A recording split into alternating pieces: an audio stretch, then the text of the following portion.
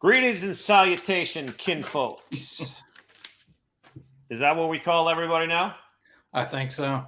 I am Tommy Danielsen, and I am from our corporate headquarters at the nation's capital. We've got Marshall Jackson. Hello. Thanks for joining us, everybody. I think that it is a beautiful day. Actually, how's the smoke going in your area? It's smoky over here, and I'm looking at my dark picture here. I got to do something with the lighting in here. My little studio light burned itself out, so I got to get that fixed. So is it like apocalyptic? At one point today, I thought it looked like freaking Mars and smelled like it too. But yeah, it's a unique. You look out. If you in your house looking out the window, you think, "Wow, it's 140 degrees outside and it's August, so it's that hazy." You go outside and it's 65, but it smells like a campfire.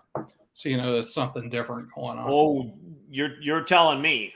We know that all too well here up in here in California. Oh, I'm sure. So yeah, we've had some really interesting weather for the last few. It kind of is every other year here, but it's definitely an interesting gig. Since we both have prior commitments this evening, and also since we rambled on for an hour and 26 minutes last week. Well, should we get into it? Chatty. We were chatty. Yeah, we haven't talked for a while, but yeah. So let us get it going here. So today we've got, some. We'll start off. We'll do the crew stuff towards the end, I think. Cool. And if we were to share a screen here, and then we should share a window, and we'll start with this one right here, which is United Airlines. We talked about this about a month and a half ago. Me and Rudy did. If we feel like it's fair that the carriers that keeps flying into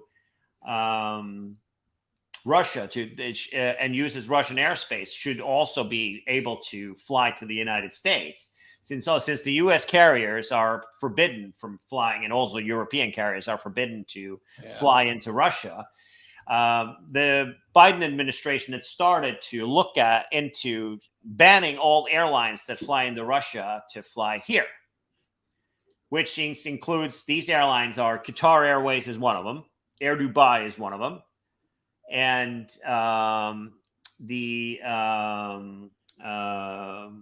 Air Serbia is one of them, and then all the Chinese carriers, Air India, and the Indian carriers, and the biggest sinner of all is Turkish Airlines that has increased their business, taking advantage of the high demand that people that are going out of Russia are flying with them. So Scott Kirby is now lobbying for. They want any carrier that flies to Russia to be banned from flying to the United States.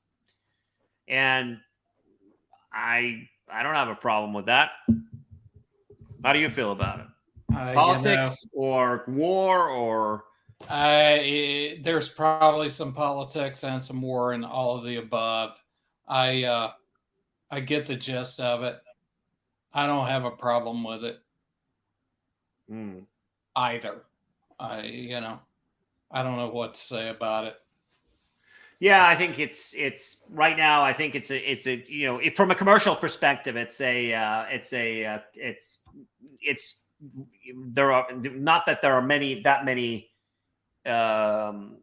flights that American carriers have to Russia, but you are picking up the passengers from here and also flying over Russian airspace. Sure. Yes, I would venture into calling that risky. So that's what he's probably looking at. So there's that. All right, let's go over to honest resort fees. We talked about resort fees a couple of times in the past. And finally, Gary has found the first honest hotel that is completely honest about resort fees, and that is the Holiday Inn Express and Suites in Alamosa, Colorado. Have you ever been there? I've been to Colorado, but not Alamosa. No. Does anybody know where Alamosa even is? I'm not sure, but I'm looking it up as we speak. There you go. It's the description on their website. When you click on the amenities fees, it includes nothing.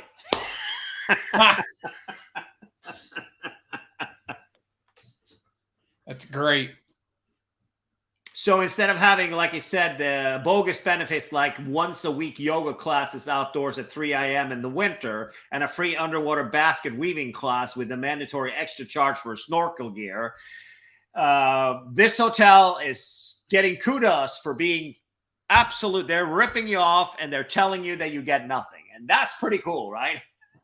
I think so. You know, hell, at least they're honest. And what more could you ask for? Well, you could ask for there not being a fee.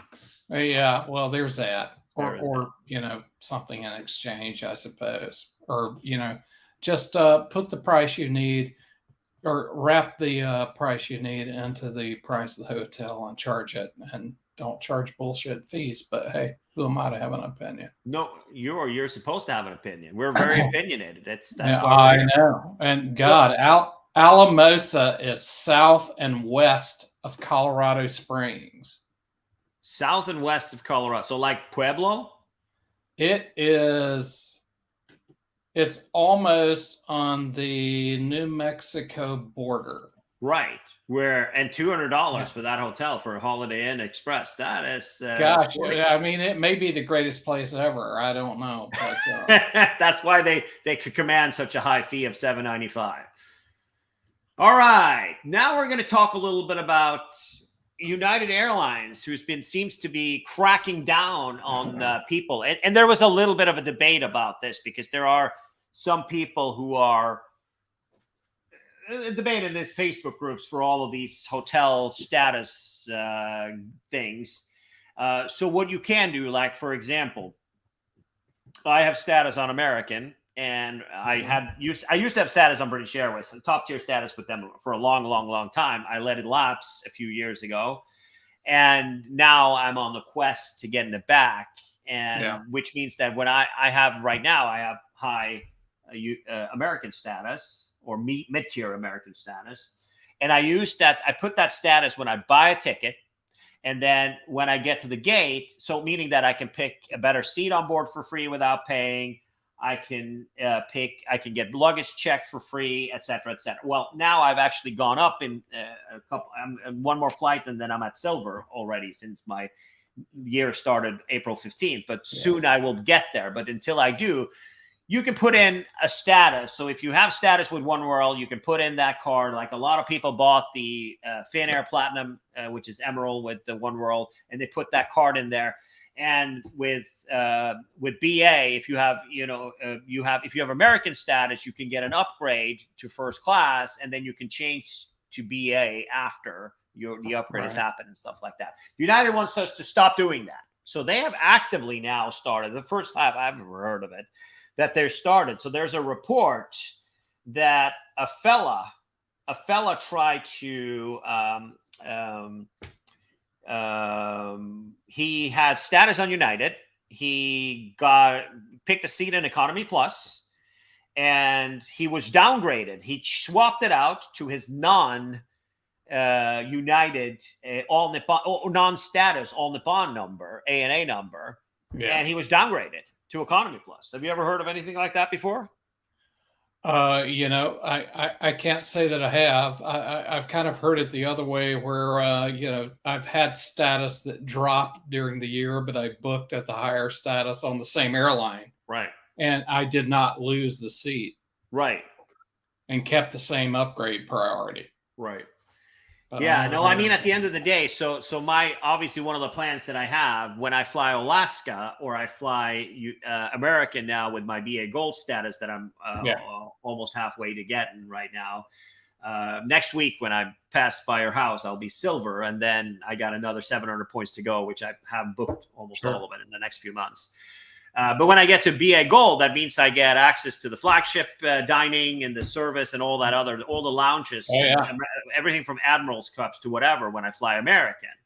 But, that means that, I should have my BA number from beginning to end. And that's what they're trying to prevent. I don't know if I feel like, so they've rewritten their terms and condition. And it says members receiving benefits at the time of booking, check-in, travel, or other activity in which program benefits are provided, including but not limited to premium seated fee waivers, additional baggage allowance, lounge access, and other travel benefits must maintain their miles plus account number throughout the entire reservation and any subsequent reservation created from the original reservation. So, and then they will kick you to the curb if you're no longer eligible for getting the premier benefits, like any of the benefits that you get here, if you change the number. I think that's a little bit petty. Well, it's an airline, so they're naturally inclined to be petty. But that's true. I suppose that is within their right to do. That's true. Very, very, very true. All right, let's talk a lot about the, it looks like they want to have people start flying more over your house. Well, the flights over my house from DCA are right turnouts approved, basically heading to New York. Right. I live in Southeast DC in the Navy Yard for the folks that care, but so I don't have a plethora of DCA flights that head over my house. I can see takeoffs and landings from my rooftop at DCA. But what's going on there is, as I understand it, Delta is a big supporter of doing something with the perimeter rule. And for folks that don't know, all flights from DCA are restricted to 1,250 miles or less, except for roughly 20. And don't quote me, it could be 22. But there are 20-something slots. It says here, 40 daily flights, 20 round trips. Oh, there you go. And it's even right in front of me, and I'm just guessing. Right. But so there are some flights that are exempt from that 1,250-mile hard limit. I don't quite understand, or at least it's not become clear to me, whether the whoever's behind this effort is looking to add more slots or just take slots that already exist and exempt them from the 1,250-mile limit. If it's just extending existing slots, that's no more flights. It's not going to add to delays or anything. But if we're adding flights, then I could see that it would result in delays. But we'll see. I love it. I am passionately indifferent. The website that you sent me here. So it looks like the legislature. So it's Hank Johnson out of Georgia, a Democrat from Georgia. They have those down there. And then Burgess Owens, Republican out of Utah. Well, Georgia and Utah. I wonder what the airlines that's really. Well, I have to be careful in what I say, Tommy. Yeah. Well, so let me just read here then. It pretty much is just an extent, a 56 daily slots, so 8 more round trips per day. They would be 16 of those slots would be for airlines that don't currently have service at the airport. So obviously we're talking about lobbying here to get Delta to fly more flights in and out of here to Salt Lake City and LA. And I think that there's one United flight a day from Los Angeles. And I think that's it. Denver is a slot exemption for United. American and Delta have LAX flights from DCA. United doesn't have that? No, they fly to San Francisco from DC. Oh, okay. So that's the only one they have. Yeah. Alaska has LAX, San Francisco, LAX, San Francisco, Portland, and Seattle. So they got 8 flights total out of the 40. That's extensive for such a small carrier, isn't it? Yeah, they have two to Seattle, if I'm not mistaken. And then it's one every day to Portland, San Francisco, and LA. Yeah, I mean, as long as volume doesn't go up for your airport, and also the thing here is like the movements per day. As long as that doesn't go up, I don't have a problem with this. No, you'll see some rather disingenuous arguments from some people about increased noise for the bigger planes, and it's the same planes, and they're all quiet, but they're just flying a little further. Right. Yeah, so San Antonio and San Diego are the 7th and 8th largest cities in the United States, respectively, that don't currently have exempt flights per the perimeter rule. Sure.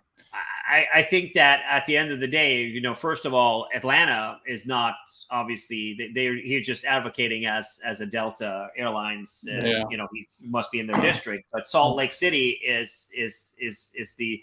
I assume that's what they're advocating. How big of an airport is that, though? I feel like that's...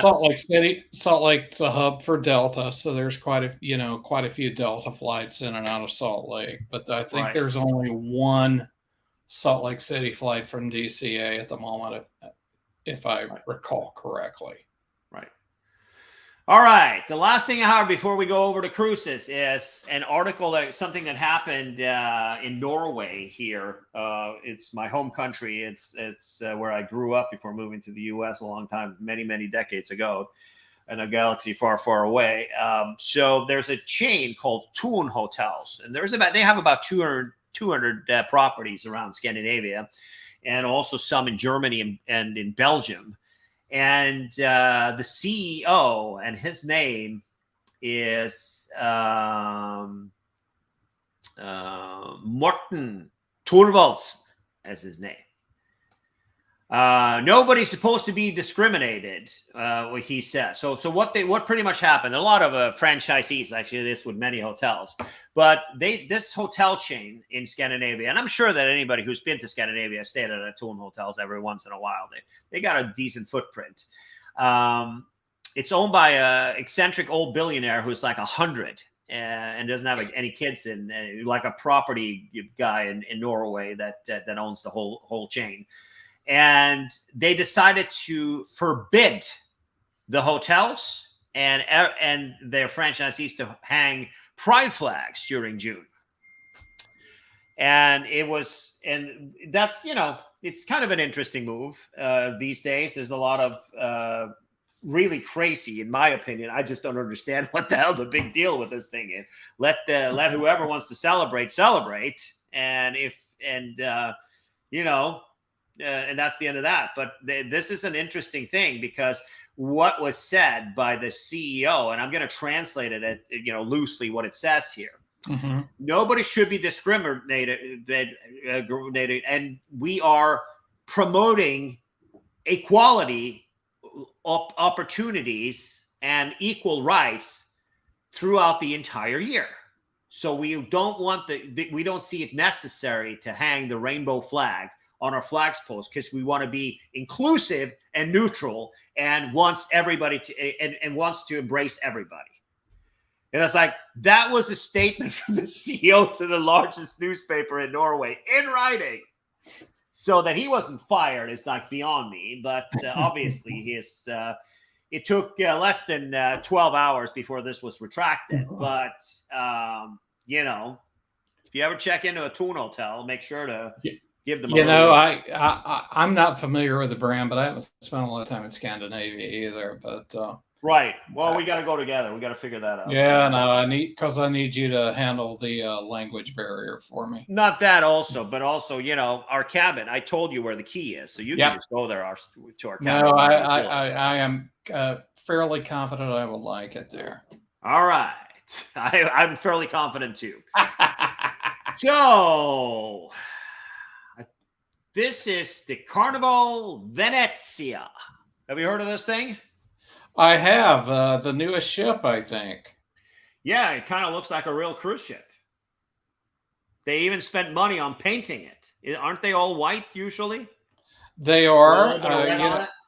Just looking at the funnel, I have a sneaking suspicion that this ship used to be destined for Costa, but I wouldn't promise I'm right about that. Right. So they are. It's the first new Carnival ship in a while. Yeah. So this thing is joined the line last month in May, and it holds 4,090 passengers total. And you're right. The parent Carnival Corporation, which is the parent company of both Costa and Carnival, transferred the ship between the two brands in 2023 due to the shifting demand in cruises in the markets where the two cruise lines operate. The Carnival Venezia, something of an outlier in the Carnival fleet, while it underwent an overhaul and dry dock in many Carnival signature venues, it remains much of a Costa-aligned Italian-themed design. So is this a new ship or is it an old one? You know, I think it's new, but Let me look it up and see. Carnival.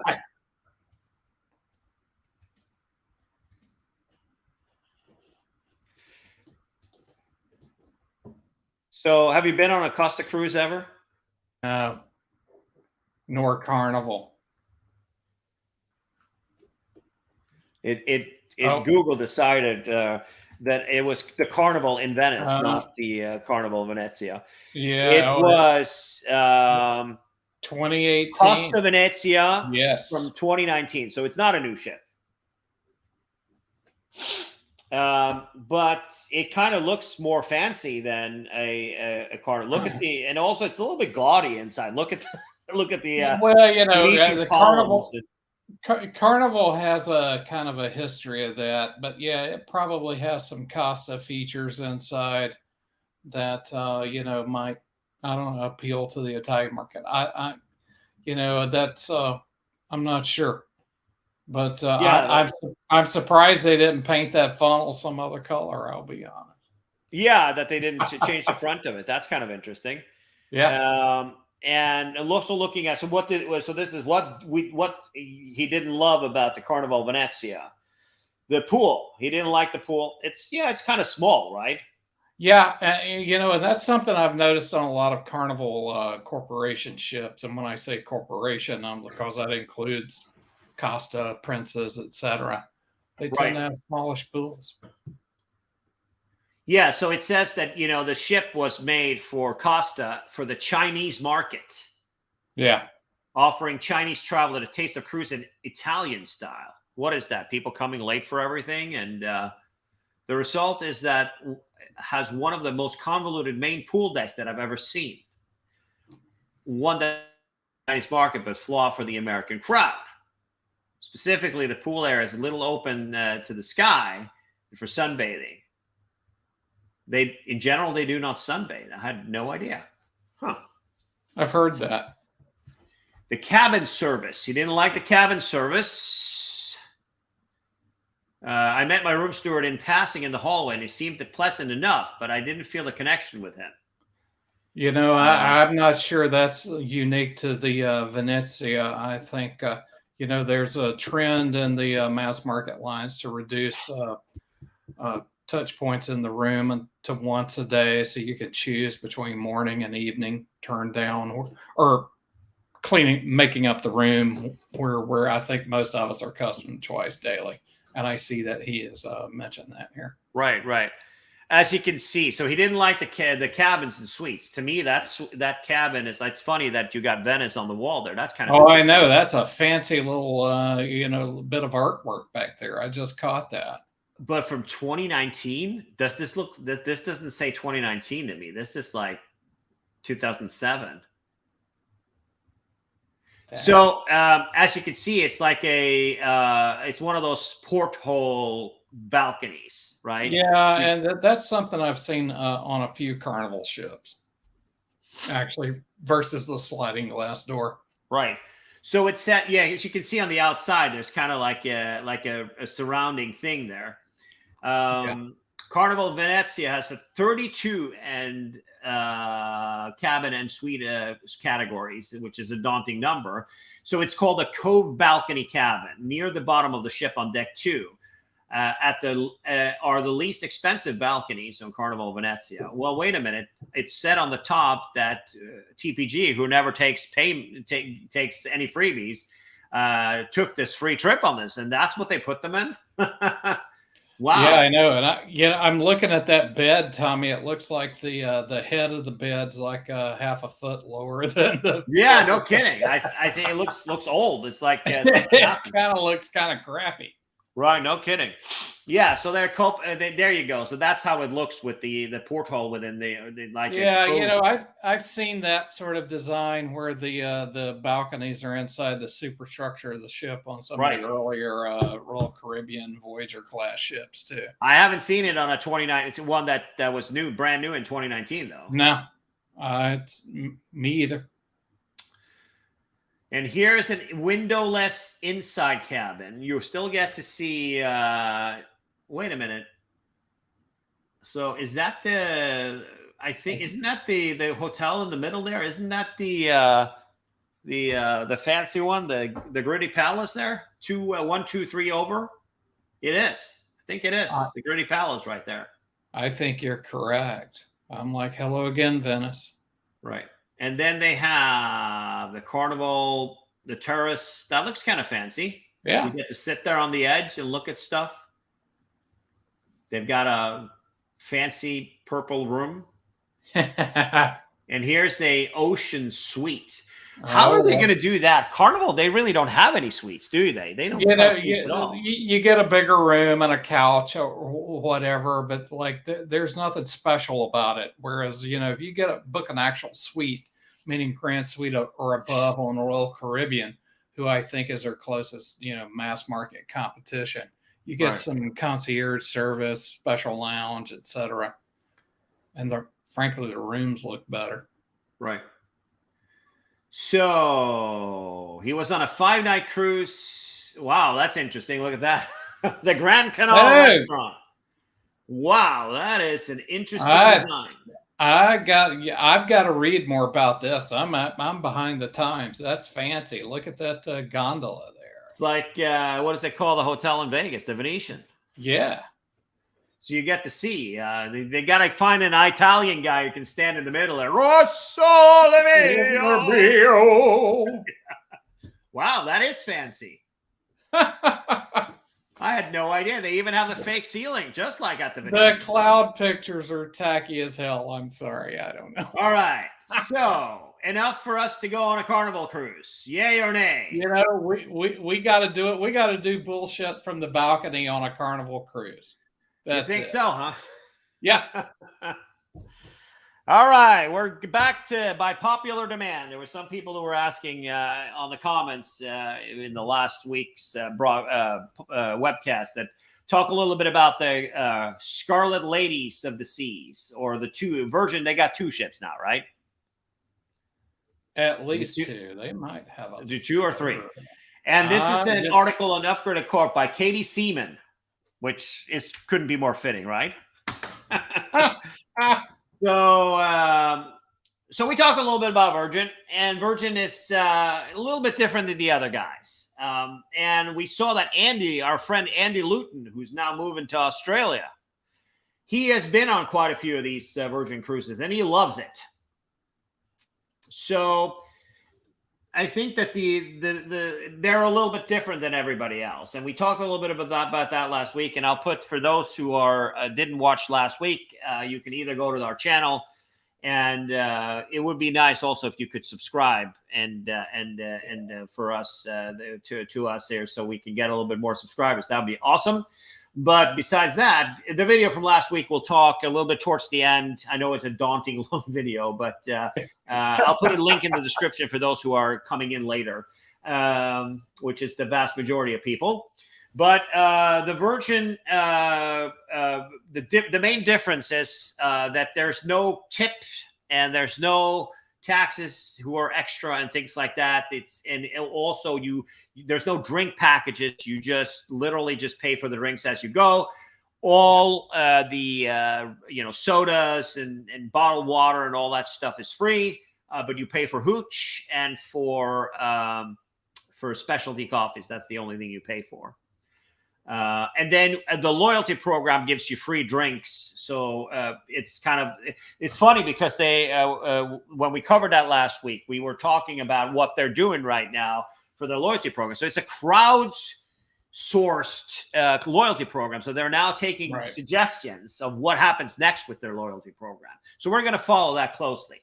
But here's an opportunity. Now that all of these United and the American and the Sky Pesos are devaluing their programs, here's an opportunity to transfer over some points and get on a cruise up to 10 days. 9 nights, 10 days of a cruise you can get by transferring over credit card points. So either American Express membership rewards points or Chase Ultimate Rewards points.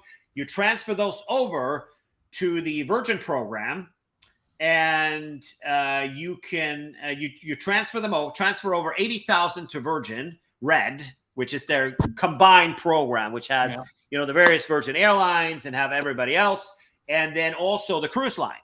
And if you transfer over, there is a transfer bonus right now where you get 30% extra. 30% extra. It did not expire. I thought it was still going on. I'm not sure if it expired. I know it had a time limit on it, but I don't remember what the date was. Maybe we're $1 late and $2 short. I thought I'm quite sure. I'm sure that it was there was a gig here. So if you transfer over, and there are quite commonly transfer over of 30%, that means that it's only 62,500 American Express points or Chase Ultimate Reward points for a balcony cabin for 2. So that's the all-in. No taxes and fees. You just use 62,500. And the cruises that are available is there's one 7-night on the Resilient Lady. And, so they must have more than 2. The Resilient and the Valiant Lady. And the Scarlet Lady. So there's 3 at least. Yeah, no, there's at least 3, and I think there's a 4th on the way. They're popping out babies like nobody's business. I guess she's not a virgin anymore, huh? I guess not. So we have so you've got it's all in the Mediterranean now. You've got Barcelona, Toulon, and Marina Carrara. Where's that? That sounds familiar. Is that in south of France? Wait a minute. Is that on Menorca? I'm looking for the. I don't know. I really. Let me look it up real quick where that is. I know I'm going to Kotor and Corfu in September. It's in Cinque Terre. Cinque Terre. So that's cool. So that must be a Tander area.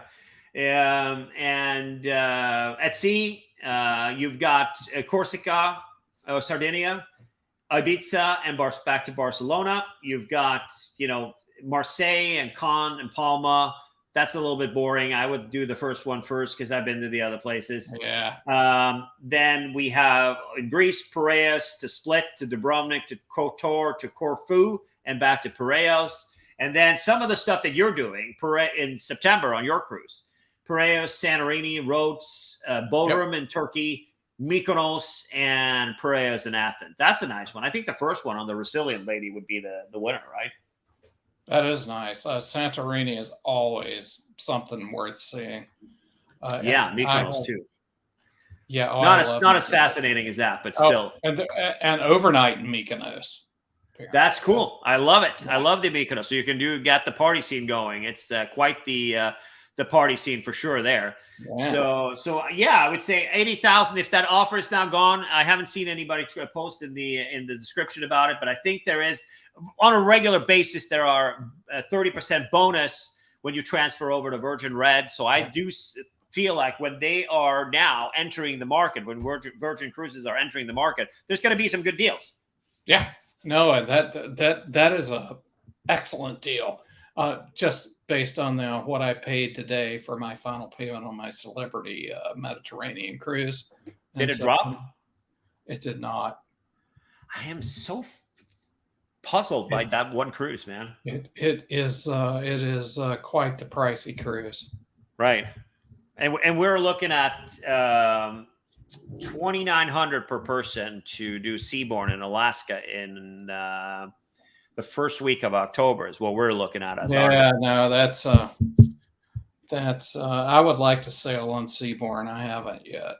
But, and you should also. I know that your boss, wouldn't appreciate the cold weather up there in Alaska. Well, I've been to Alaska. Heck, she's been to Alaska, but she just doesn't want to cruise to Alaska, and I kind of do. So I guess I won't, since she doesn't want to. We're gonna bring my brother along and a couple of other of my idiot friends, and we'll do an Alaska thing together. Because I think that I will be completely honest with you. Watching the videos and the pictures we took up there, to me, unless you want to drink, which you can do on the cruise ship anyways. And I also when we were in Skagway. There's this old saloon, where all the hoochies used to be, where they used to back in the days when the gold miners came into town and they were selling ass. And so they had like garter belt girl standing up there. So when Melinda and Mom went shopping, I went into the local pub there, kind of like you and I did in Key West when the ladies were out shopping. We were at the Hog's Breath? Hog's Breath. Yeah, that was a hell of a day. So it's kind of the same thing. It was just me, though. I got the nachos, and I had tried out a couple of the local brews in there. It was pretty cool. So good time. Besides that, what there is to see, I mean, it was pretty awesome. And it takes a little bit. I grew up in all that stuff in northern Norway, so I'm used to seeing nature. But that was something else. Seeing a bear cub running, a couple of bear cubs running on a side of the road, and a moose over there, and no, we didn't see any moose, but what are they called? Deers, and what are they called? The other ones, the bigger ones, elk? Something like that. Yeah. And a lot of whales. I discovered we were going through some videos this weekend, and Melinda was like, "Wow, you captured some whale here." So that's cool. So it was awesome. It was really, of course, it was a little bit on the cooler side, but it wasn't really that bad. It was like upper 60s.